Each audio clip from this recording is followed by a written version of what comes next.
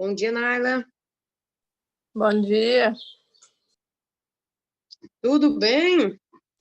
tudo. Gente, hoje eu tô com a cara inchada. Acordei agorinha. Geralmente eu acordo pelo menos uma hora antes da aula. Hoje eu acordei umas meia hora, com a cara até meio inchada. Não pode acordar depois da aula. Antes pode.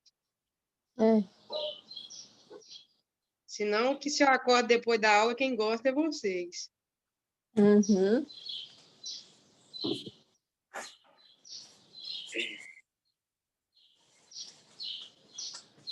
Tá, coisa aqui.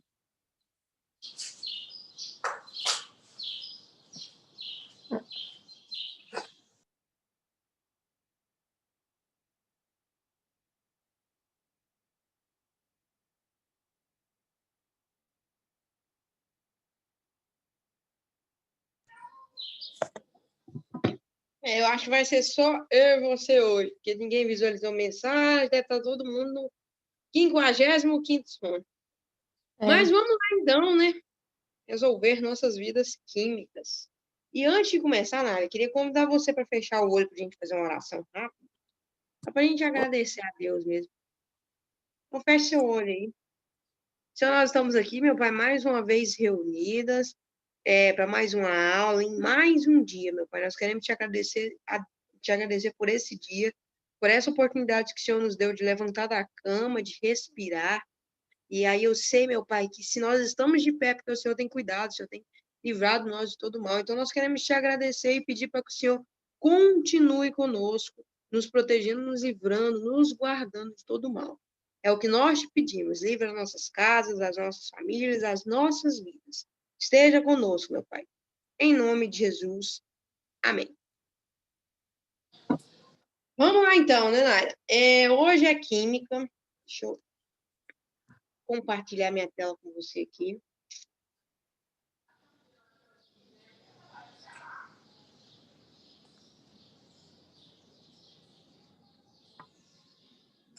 Hoje, então, Nália, eu quero falar com você sobre ligação covalente dativa. Nas últimas aulas, eu falei sobre ligação iônica, ligação covalente. Só relembrando, iônica, transferência de elétrons. É um metal e uma metal junto. Covalente, compartilhamento de elétrons. Acontece aí, então, entre a metal e a metal, ou a metal e hidrogênio, ou hidrogênio com ele mesmo. Então, é os 3 tipos de casos que dá para acontecer ligação covalente. E aí, então, ocorre o compartilhamento de elétrons. E você tem aqui a ligação covalente dativa ou coordenada. E aí, o que acontece? Lembrando que o objetivo das ligações é ficar com 8 elétrons, adquirir estabilidade aí. Basicamente, esse é o objetivo da ligação, das ligações de forma geral, é adquirir estabilidade. E aí, então, o que é a ligação covalente dativa ou coordenada? Ela é semelhante, né, à ligação covalente normal aí, ocorre pelo compartilhamento de elétrons, porém, ela vai acontecer quando um dos átomos adquiriu já a estabilidade e outro não. Como assim, Jéssica? Exatamente isso que você escutou.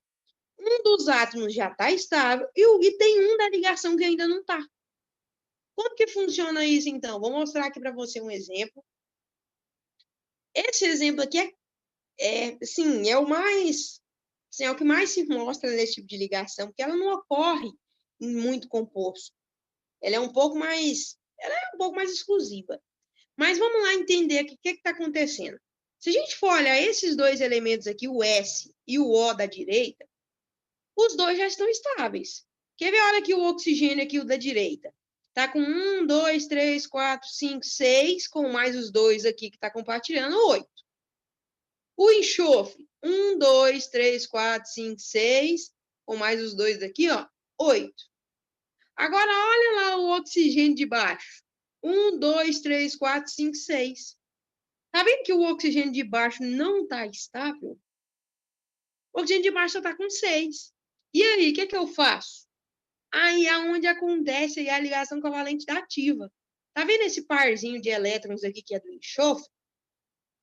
ele meio que vai compartilhar com o oxigênio. Só que o que acontece? Geralmente, na ligação covalente, dois átomos eles se juntam e começam a compartilhar elétrons, certo? Só que o oxigênio de baixo aqui da esquerda não vai compartilhar elétrons com o enxofre. Só o enxofre vai compartilhar com o oxigênio. É como se o enxofre fosse o cara rico da relação. Ah, seu pobre que não adquiriu estabilidade. Vou te ajudar aqui a adquirir, então. Vou compartilhar o que eu tenho com você. E aí, o que acontece? A gente representa, então, a ligação covalente da ativa com essa setinha.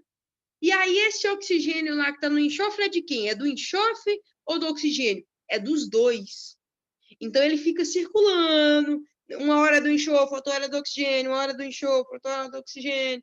E aí, fica circulando de modo que os dois adquirem estabilidade. Então, é basicamente isso.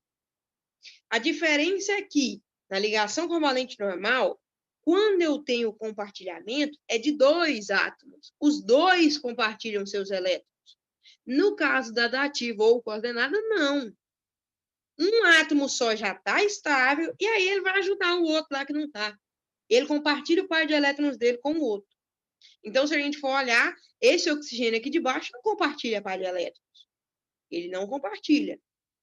Quem compartilha é o enxofre aqui, o S. E aí, esses dois eletrinhos aqui ficam sendo dos dois átomos. E aí, então, ocorre aí a estabilidade dos dois. Então, basicamente é isso. Mas, de todo jeito, ocorre aí por compartilhamento. A diferença aqui é que um dos átomos não compartilha. Ele só quer ali o que é do outro. Ele não bota o dele na reta, não. Deu para entender? Sim, deu. E agora, Nália, eu queria que você abrisse na página, a partir da página 160 do livro. Vou ajudar você a responder aí algumas questões. Vê se eu já respondi a 160, que eu não lembro. Uai, eu não sei. A aula passada, na sexta, não participei, né? Eu acho que eu não respondi, não. Eu coloquei responder da 161, mas eu acho que eu não respondi a 160. Mas vamos lá, então. Deixa eu ver aqui. Vamos lá, então. Responder, então, a partir do número 1 aí. Me acompanha aí. Questão número 1 diz assim, ó. Para que os átomos de enxofre e potássio adquiram configuração eletrônica igual a de um gás nobre, é necessário que... Vamos ver lá. Então, aqui a questão quer saber o seguinte. Enxofre e potássio. Para eles ficarem estáveis, o que precisa acontecer? E aí, então, vai virar... Vamos olhar aqui onde está o enxofre e o potássio. Potássio, onde o potássio está aqui, ó. Potássio da família 1. Se ele é da família 1, o que ele tem que fazer? O enxofre está aqui, ó. Deixa eu mostrar o enxofre para você. Está aqui, ó. Então, significa que isso aqui vai virar uma ligação iônica, né? Que é de um metal com um ametal. A minha pergunta é, o que tem que acontecer com o potássio? O que vai acontecer? Ele vai ganhar, perder elétron? O que vai acontecer com ele? Ele vai perder? Vai perder. E perder quanto? Tem que perder 2, né?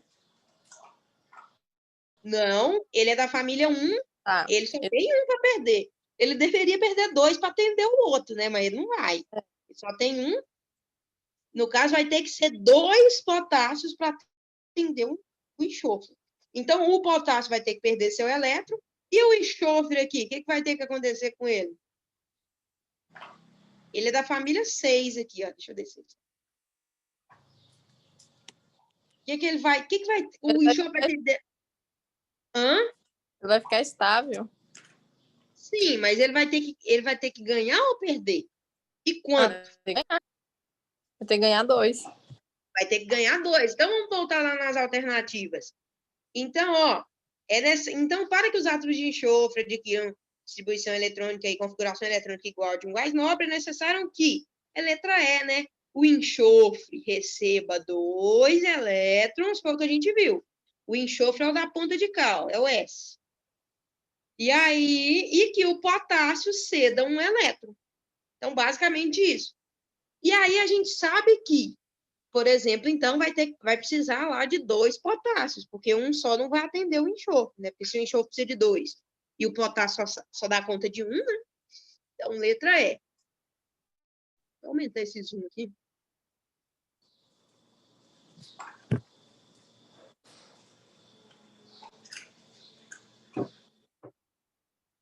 Número 2. Tem-se dois elementos químicos, A e B, com números atômicos igual a 20 e a 35, respectivamente. Escreva as configurações dos dois elementos. Então, o que é configuração eletrônica? Distribuição eletrônica. Configuração é distribuição eletrônica. Então, pediu para fazer aí, primeiro, a configuração eletrônica dos dois elementos, e aí, com base na distribuição, quer saber de que grupo da tabela o elemento é. Dá para saber isso? Dá, facilmente. Por quê? Porque é só saber quantos elétrons o átomo tem na última camada. E a distribuição me mostra isso? Me mostra completamente isso. Então, tá aqui, ó. A questão já... Vou até aumentar. A questão que me deu a distribuição. A distribuição do elemento A, que tem aqui número atômico 20, é essa aqui, ó. E a distribuição do elemento B, que tem número atômico 35, é essa aqui, ó. Então, ele já fez a distribuição lá. E olha aqui para você ver. Qual que é a última camada desse átomo aqui, Naila? A última. É a 4? É a 4. E quantos elétrons tem nela? 4? Não. Ah. Como que eu sei qual que é o elétron na distribuição eletrônica? Vamos ver se você lembra.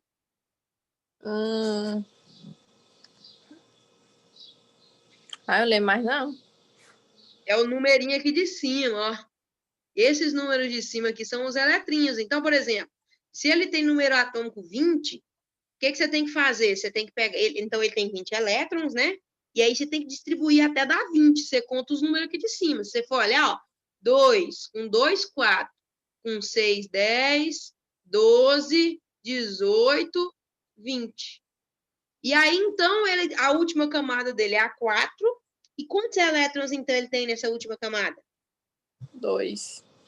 E aí, então, se ele tem 2 elétrons na camada de valência, que é a última camada, de que família ele é? Tá falando 2, né? Família 2A, porque o átomo que tem 2 elétrons na última camada é da família 2A. Quem tem 1 é da 1, quem tem 6 é da 6. E aí, olha aqui esse átomo aqui agora. A distribuição dele tá aqui. Agora, vamos ver se você descobre essa aqui. Quantos elétrons ele tem na última camada? Primeiro, qual que é a última camada dele? 4. 4. Quantos elétrons ele tem? 5. Não. Elétron? Elétron. Vê se tem o número 4 em algum lugar da distribuição mais aí. Ah, tá. Tem... Deixa eu ver... 6? Não, soma direito. 7. 7. Então, ele tem... E aí, isso é importante. Nem sempre a última camada do átomo é a que está lá por último. Nem sempre. Se não tivesse vindo esse 4p5 aqui, ó, esse bem aqui, ó. Se não tivesse vindo ele, tivesse acabado em 3d10, de todo jeito, a última camada do átomo seria 4, porque o número maior da distribuição aqui era o 4. Ó.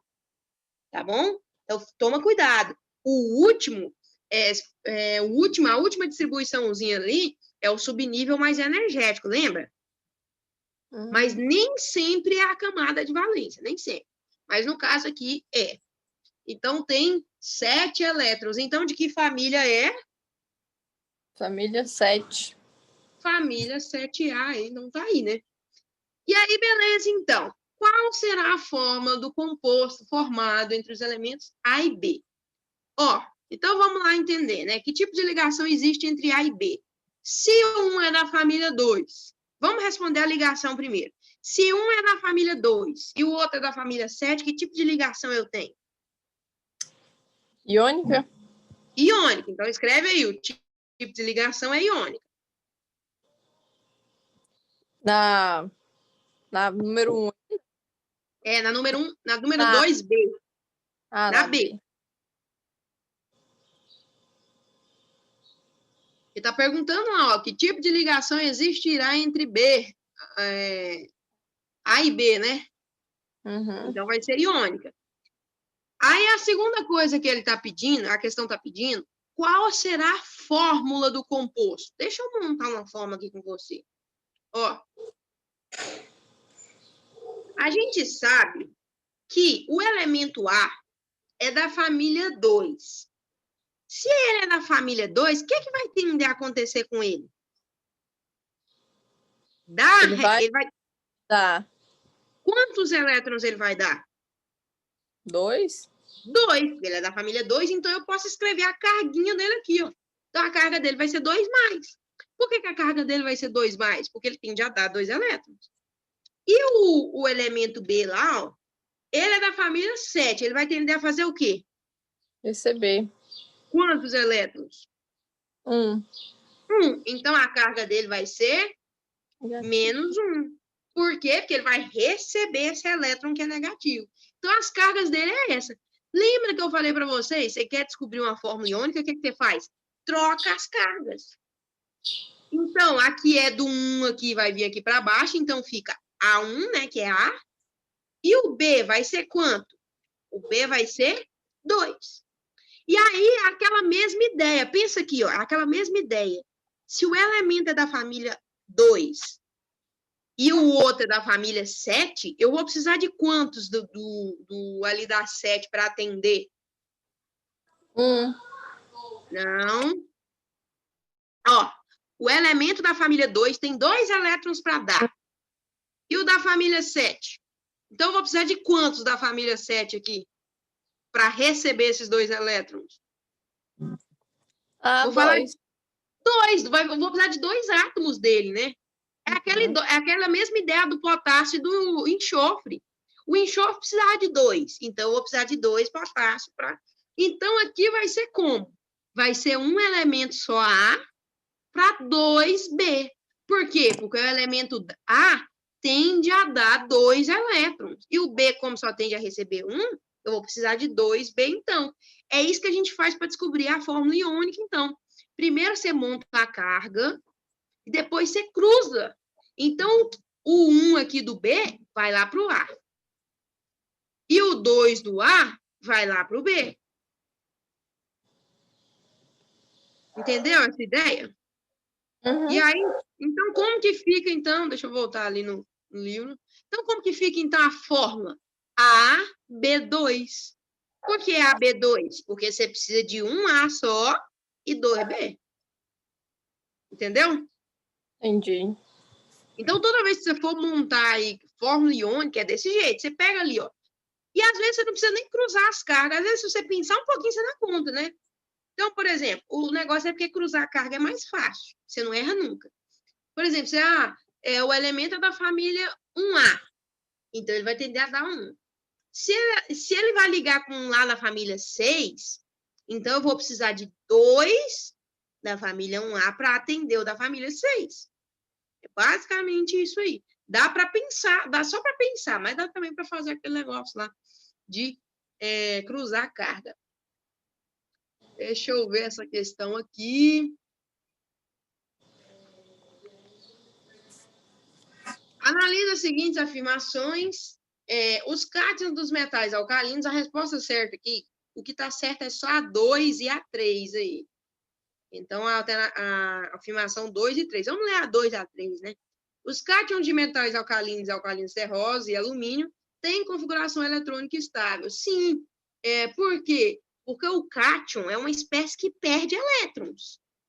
E aí, então, quando esses átomos perdem elétrons, eles não perdem para ficar estável? Uhum. Então, se eles estão perdendo... exatamente, o metal alcalino é família 1A. Metal alcalino terroso é família 2A. Alumínio é família 3A. Ou seja, quando eles viram um cátion, ou seja, quando eles perdem elétrons, eles ficam estáveis. Então, tá certo. A 3 aqui, na formação da ligação iônica, quando um átomo recebe elétrons, transforma-se num ânion, com configuração eletrônica semelhante a de um gás nobre. Certo? Por quê? O que é um ânion? Um ânion não é uma espécie que ganha elétrons? E o átomo, quando ele ganha elétrons, ele fica estável. Os átomos, eles não dão e perdem por bobeira, eles dão e perdem para adquirir estabilidade. Então, um ânion, quando eu formo um ânion, é para adquirir estabilidade. Então, a resposta certa aí, letra D. Ok?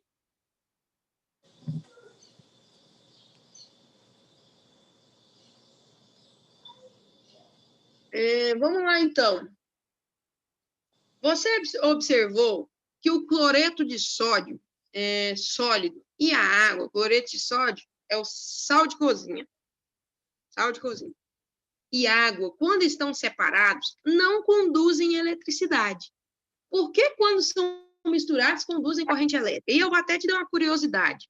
Você sabia que água, geralmente a gente tende a falar que água dá choque. Já viu que, por exemplo, se um lugar tiver cheio de água, tiver um fio descascado, você vai levar choque. Uhum. Só que não é a água em si que dá. Ela não conduz corrente elétrica. Sabe o que conduz corrente elétrica mesmo? É porque a água tem sais.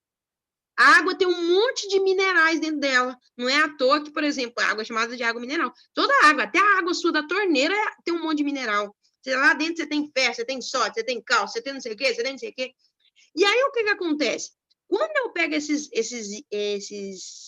substâncias e jogo dentro da água, eles ficam na forma de íons. O que é um íon? É um composto que perdeu ou ganhou elétrons, tem cargas. E aí, por esse motivo, é que conduz corrente. Quando eu pego o sal de cozinha, ele sozinho, ele não conduz corrente, você não vê, por exemplo, a pessoa, tomei choque no sal de cozinha. Você não vê ninguém falando isso, né? Agora, quando eu misturo ele na água, ele dá choque. Por quê? Porque aí vira um monte de íons soltos que conduzem corrente. E é isso que acontece. E é uma das características dos compostos iônicos. O sal de cozinha é um composto iônico. Composto iônico conduz corrente? Não. Exceto, conduz em 2 casos. Quando eles estão dissolvidos em água ou se eles forem derretidos, que a gente chama de fundido. Então, por que quando eles são misturados conduzem corrente elétrica? E aí está aqui, ó, tanto o cloreto de sódio no estado líquido quanto a água não apresentam íons livres quando puros. Então, sal de cozinha e água não apresenta íons no estado, por exemplo, puro deles. Só que quando eles são misturados, né, e quando é dissolvido, há formação de íons e aí permite a condução de corrente elétrica. Então, é isso que acontece.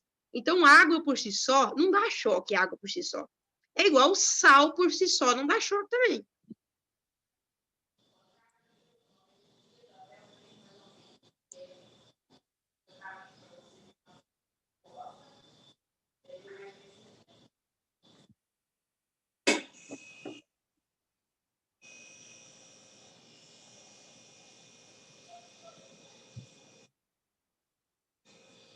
Arthur, bom dia. Bom dia. Arthur, estou resolvendo algumas questões do livro, hein? Espero que você esteja pegando aí a ideia. Uhum.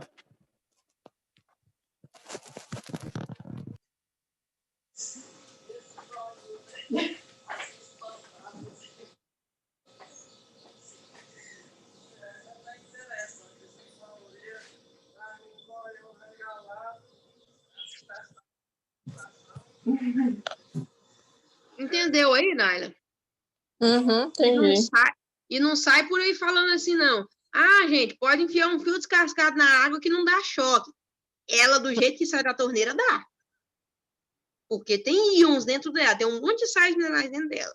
Agora, se você pegar uma água pura, o que é água pura? Só tem H2O. E o que é muito difícil de acontecer? Você não acha água pura na natureza.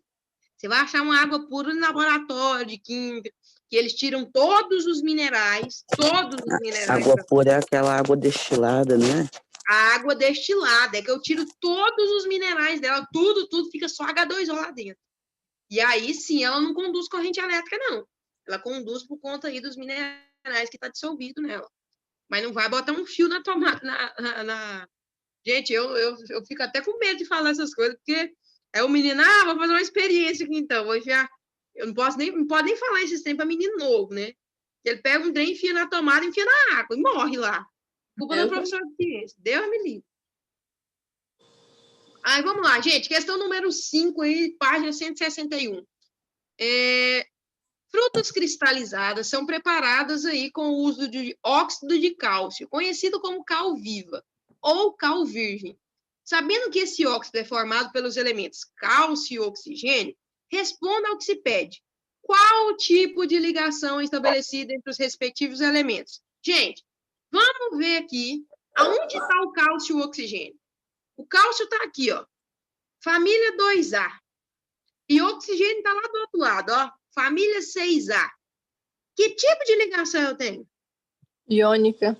Iônica. Por quê? Porque é um metal com a metal. Exatamente, gente. Eu vou só dar uma dica também. Vocês vão fazer prova aí nos próximos dias. E aí, o que acontece? Você vai precisar estar com a tabela aberta, porque senão, não tem como eu falar aqui, tem como eu falar que tipo de ligação é? Eu ainda conheço, eu lembro, tem muitos átomos que eu sei de que família eles são. Por quê? Porque tem muito tempo que eu mexo com isso e eu lembro. Não é que você é obrigado a decorar. Lembra que eu falei que tabela não era obrigado a decorar? Então, esteja com a tabela em mãos para fazer prova de química, senão fica muito complicado, você não vai dar como fazer. Então, aí é o que responde aqui, né? Qual o tipo de ligação estabelecida entre os respectivos elementos? Então, ó, o cálcio pertence à família 2A, logo ele é um metal. E aí o oxigênio pertence à família 6A, logo ele é um não metal, ou ametal. Então, a ligação estabelecida entre um metal e um ametal é iônica. Então, basicamente isso aí. Ô tia, não metal e ametal é a mesma coisa? É a mesma coisa. Toda vez que você vê a palavra A em frente de um nome, significa negação. Por exemplo, a palavra átomo. O A antes do tomo significa divisível. E A é não divisível, entendeu? Então, a palavra A significa não. Nessa linguagem química aqui. Entendeu?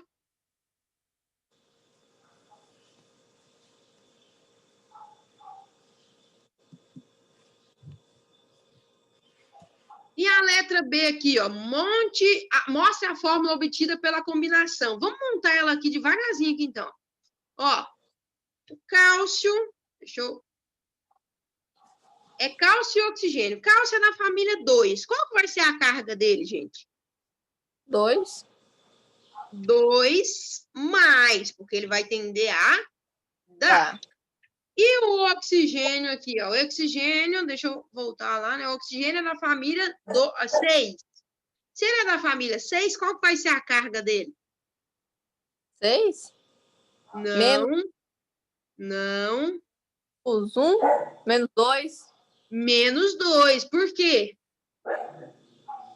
É porque ele precisa receber 2 elétrons para ficar estável. Ele precisa receber 2 elétrons. E aí, então, o que eu faço aqui?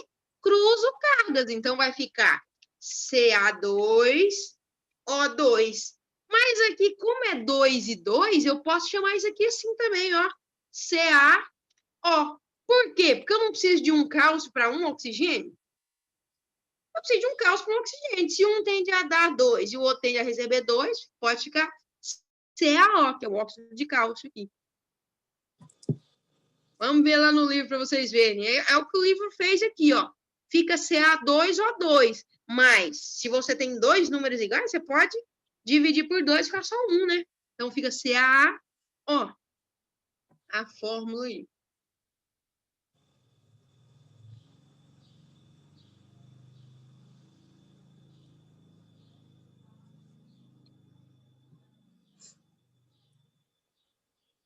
E eu vou acabar na 6 aqui, porque ela é bem longuinha. Mas vamos lá. Questão número 6. Os compostos formados pelos pares Mg e Cl, Ca e O, Li e O e K e Br têm fórmulas cujas proporções entre os cátions e íons são, respectivamente... Vamos olhar primeiro o Mg e o Cl. É letra D, mas vamos entender. Mg e Cl. Vamos lá na tabela. O Mg é da família 2. E o Cl é da família 7. Vamos montar a fórmula aqui dos dois, então. MgCl. Mg. Família 2, qual que é a carga dele, então? Mais 2. Mais 2, porque... Opa. Mais 2, porque ele vai tender a dar 2. E o Cl, que é da família 7? Menos 1. Menos 1, porque ele vai tender a receber. E aí, trocando as cargas aqui, ó, vamos trocar as cargas. Então, vai ficar, ó, o Mg vai ficar 1, né? E o Cl? 2. 2. O que significa isso aqui? Significa que eu preciso de 1 Mg para quanto Cl? Para 2. Para 2. Então, qual que é a proporção do primeiro aqui? Vai ser 1 para 2. Por quê? Porque eu preciso de 1 Mg para 2 Cl. Vamos olhar o segundo caso. Ca e O, né? A gente até fez aqui, ó. A gente não precisa de 1 Ca para 1 O. Uhum. Então, tá aqui a proporção 1 para 1. A gente precisa de 1 Ca e 1 O. Vamos olhar o terceiro caso. LiO. Vamos ver o Li de que família ele é. O lítio, gente, é da família 1. E o oxigênio é da família 6. Vamos fazer lá. Li, então, da família 1, qual vai ser a carga dele? Mais 1. Mais 1. Mais 1. E o O é da família 6, qual vai ser a carga dele? Menos 2. Menos 2. Vamos cruzar as cargas. Então, vai ficar Li o quê? 2. 2 e O só, né? Porque é 1.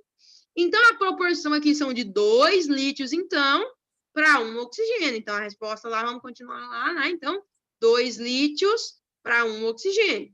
E o último aqui é o KBr. Vamos olhar de que família é o K. O K é da família 1. Aqui ele, ó. E o BR é da família 1 também. Família 1.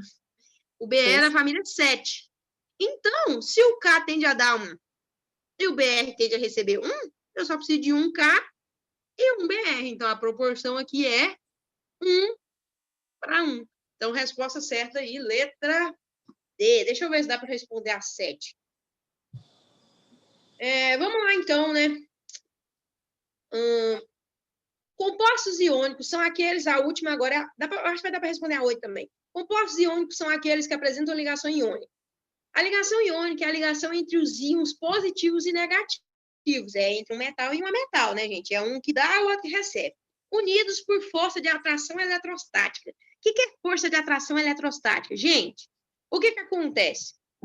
Não vai gerar um composto que tem carga positiva e o outro que tem negativa? Não é a junção de cargas? E aí isso eu chamo de carga eletrostática. Então, a ligação iônica, lembra que eu falei? Gente, é uma ligação extremamente forte. Por que é uma ligação extremamente forte? É a junção de cargas elétricas, é a junção de uma parte positiva e uma parte negativa. Então, vamos lá. Sobre as propriedades e características dos compostos iônicos, são feitas as seguintes afirmativas aqui, né? Apresenta um brilho metálico? Não. Brilho metálico é da ligação metálica que eu nem falei ainda. Então, não. Eles não apresentam brilho. O sal de cozinha tem brilho, gente? Tem algum brilho nele? Não. Igual o ouro, a prata, por exemplo? Não tem, né? 2. Apresentam elevadas temperaturas ali de fusão e ebulição? Sim. Lembra que eu falei? Gente, lembra que eu dei até o exemplo? Você não consegue derreter, por exemplo, sal de cozinha. Você consegue dissolver, mas derreter você não consegue. Sabe por que você não consegue? Porque a ligação é forte. E para você fazer com que derreta aquilo, você tem que quebrar essa ligação. Então, você tem que dar muita temperatura. Então, essa resposta, a frase número 2 é certa. 3. Apresenta boa condutibilidade elétrica quando em solução aquosa? Sim, lembra que eu falei? Falei, gente, sal não dá choque, mas se você botar em água, ele dá. Foi o que a gente viu numa questão para trás aí, né? Então, tá certo essa aí também. E 4, são sólidos nas condições ambientes? Sim, gente, o sal de cozinha, ele não é sólido na condição ambiente? Então, sim. E aí, então, as respostas certas aí, então, é a letra B, né? Que é aí a frase 2, 3 e 4. Então, letra B. E vamos lá para 8 aqui, só para a gente encerrar aqui, então. O tipo de ligação e a fórmula do composto que ocorre ao combinarmos os átomos dos elementos cálcio e flúor são, respectivamente, Gente, o cálcio está na família 2. E o flúor está na família lá 7. Que tipo de ligação eu tenho? Iônica. Iônica. E vamos montar a fórmula dele aqui, ó. Cálcio, então, é da família 2. Qual que é a carga dele, então? Mais 2. Mais 2, ou 2 mais, é a mesma ideia. E o flúor é da família 7. Qual que é a carga dele? Menos 1. Menos 1. Então, trocando as cargas aqui, vai ficar, então, o que aqui? Vai ficar cálcio 1, né? E F, 2.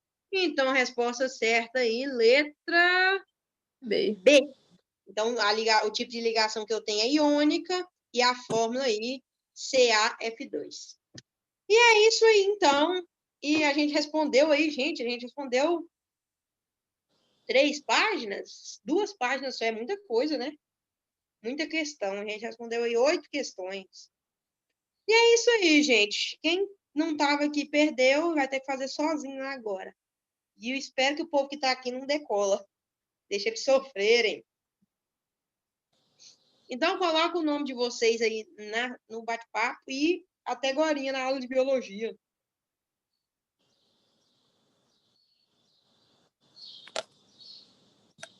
Até agorinha.